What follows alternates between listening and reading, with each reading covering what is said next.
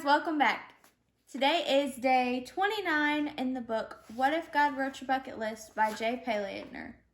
The title of today's chapter is, I don't even know. I'm going to let her say this because I don't know how to say it. Dredge up mud-filled Schlitz cans. Honestly, when we first read this, we didn't know what this was, so I guess that's a good thing since we found out it was a beer can. But yeah, we're probably gonna mess up saying it quite a few times. So how we normally do this is we just read the chapter and then we talk about it. The chapter's just like 2 pages usually, and he usually has some kind of a significant point at the end of each of them. So we're going to take turns reading and we'll get the chapter read and then we'll talk about it. Also, this is like the author's idea of what God would have on your bucket list if he wrote it for you. All right.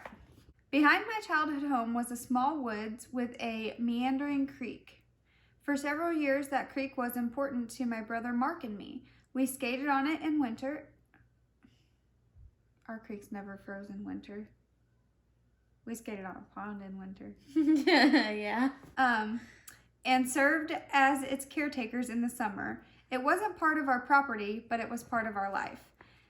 At strategic crossing points, we made sure the logs and branches that formed bridges remained sturdy and accessible. At a few of the bends in the creek, 1 million or so tiny foam pellets from some factory upstream would regularly get hung up behind a log jam of twigs and algae. We would break up the obstruction to let the water flow clear. Over one particularly ambitious week or two, Mark and I waded into the stream, filling our sneakers with muck and filling a dozen garbage bags with refuse dredged from the creek, mostly beer and soda cans left by teenagers from years past. Initially, it was going to be a recycling project, earning us 2 cents per can. But after our dad pointed out that recyclers had little use for rusty, mud-filled Schlitz cans, we settled on a more noble cause. Our goal was to clear and clean up a modest section of our beloved creek. I guess that made us pioneers in the environmental movement. Our project was never really a grand or noble gesture. It was just 2 growing boys filling a summer. Looking back, it's easy to trivialize the effort. Okay. 2 summers later, a government agency took it up on themselves to dredge that creek a little deeper and a little straighter. Their equipment trampled much of the charm out of the woods. My brother and I never spent much time back there again. It was just, well, we had moved on to bigger, but not necessarily better things. Regrets? Heck no. I don't think we learned any useful skills. There was no long-term ecological benefit. My brother and I didn't form any new bond that summer. We had shared a bedroom for more than a decade, but it was the right thing to do at the time. And if you had asked us why we wanted to do it, we might have even quoted George Mallory's famous reason for wanting to climb Mount Everest, because it's there. Greg. The Bible puts it another way. Whatever your hands find to do, do it with all your might. And that's Ecclesiastes 9:10. That's a verse you might easily skim right over. But let's pause for a moment. For young people or anyone looking to make a difference, embracing that idea is most certainly something God wants us to do. It suggests you shouldn't wait for a boss, coach, pastor, or parent to tell you what to do and how much energy to put into it. Just look around. Opportunities surround you. Your job is to explore, build bridges, clear obstacles, and wade into murky waters. Expect God to place needs and challenges right in front of you. When an opportunity arises, just do it. Meet it head on with conviction and determination. And at this moment, your next task might be wonderfully clear. Are there dirty dishes in the sink? Does the school board need someone with a Christian worldview? Does your elderly neighbor's porch need a coat of paint? Is your daughter, niece, or little sister preparing a tea party? Do the dishes, run for school board, paint the porch, sit on a tiny chair, and sip pretend tea. I don't want to do the dishes.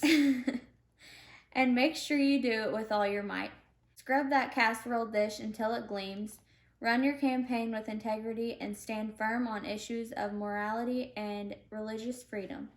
Whistle while you paint and extend your pinky properly as you sip your tea, and perhaps even utilize your finest British accent as you chit-chat with the young hostess. What task has God jotted on your bucket list and placed right in front of you? Sure, someone else may be able to do it better or faster. You could ask the government for help. You could write long-winded letters to the editor about what needs to be done. But there's something noble, instructional, mind-expanding, and liberating about allowing your sneakers to fill with mud, reaching into the muck up to your elbows, and taking matters into your own hands, one piece of trash at a time. What are you doing with your summer, or your weekend, or the next 10 minutes? When you find something that needs doing, do it with all your heart, mind, and strength. Okay, and then he has checking the list, and it says, doing it yourself is almost always better than watching someone else do it. Benefits includes hands-on experience, partnership with other doers, confidence to tackle the next challenge, and appreciation for the finished work. Also, don't be surprised if doing a menial task right in front of you leads to a job with more responsibility and even greater rewards. And then a check mark that says, do what's right in front of you. So this one kind of reminds me of something that I've heard a preacher say. The preacher that was never really like my family's pastor or pastor at a church that we go to, but it's also a preacher that I've heard speak many, many times. And I've heard him say often that, Brother Terry, you know what I'm talking about? I've heard him say often that people are always wondering, well, I don't know what God wants me to do. What should I do? Or God's not showing me any big things or any big changes. And he's always said, if you see something that needs done, just do it. If you see something that needs done and it's something that is going to glorify God or something that's going to help somebody else, then just jump in and do it. Don't question it. Don't think about what it's going to cost you. Just jump in and do it, and then your reward will be in heaven for it. Kind of random, but that's what this reminded me of.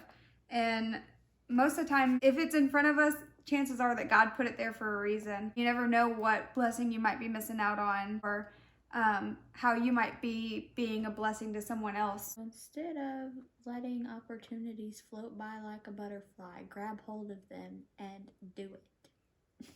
Like Nike. Wait, I got a Nike. I got a Nike shirt on. Just do it. That totally wasn't planned, by the way. So that's it for this one. We hope you guys are enjoying the series. If you like this series, be sure to join us every Wednesday, and we will continue on through the book. We're a little over halfway through it, but if it's your first time, go back and watch the rest of them. We do Bible studies every Monday, and on Fridays we do fun videos. And you never know what you'll see. That's true. So if you like hanging out with us, you can like and subscribe, and we hope to see you guys in the next one. Bye.